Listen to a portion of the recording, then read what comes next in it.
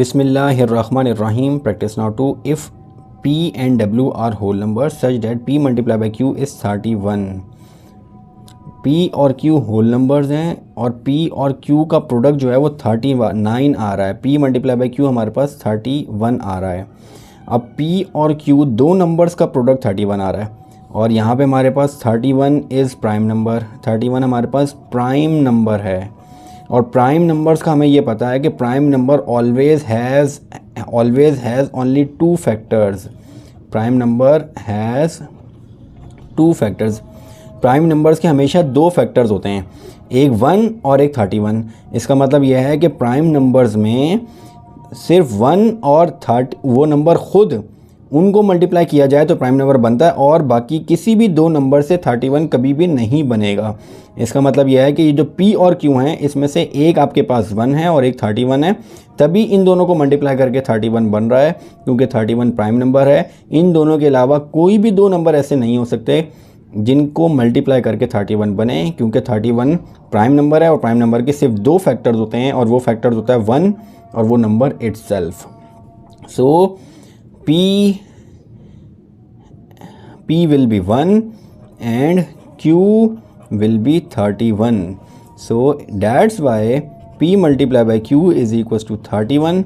So P और Q की value हमारे पास 31 आ जाएगी और लास्ट में हमसे पूछा गया आपने P प्लस Q निकालना है. So P plus Q will be 1 plus 31 is equals to 32. So P plus Q की वैल्यू आपके पास 32 आ जाएगी. Practice now 2 question number 1. Now practice now 2 question number 2.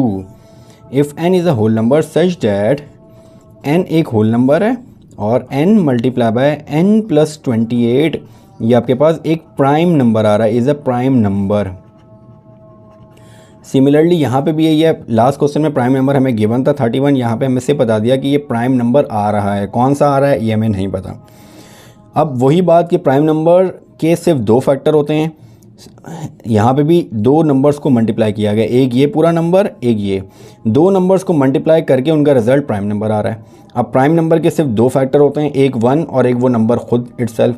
इसका मतलब यह है यहाँ पे और यहाँ पे सिर्फ वही दो नंबर आ सकते हैं. एक तो 1 आएगा, दूसरा जो प्राइम नंबर यहाँ पे होगा वो यहाँ पे आ जाएगा.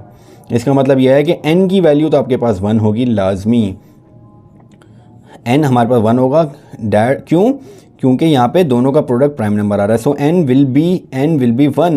n 1 होगा. जब n 1 होगा तो आपके पास n प्लस 28 की वैल्यू क्या हो जाएगी? ये n प्लस 28 यहाँ पे हमारे पास. अच्छा, इसमें हमसे पूछा क्या है? Is a prime number, find the prime number, explain. अब आपने प्राइम नंबर फाइंड आउट करना है. तो n की वैल्यू अगर मैं यहाँ पे पुट करूँ तो यहाँ पे 1 multiply by 1 plus 28 is equals to prime number. So 1 multiplied by 28 plus 1 29. So 29 1s are 29. तो प्राइम नंबर आपके पास आ जाएगा 29. So prime number will be 29. So this is the practice now 2. Inshallah in the next video we will start the next question. Assalamu alaikum.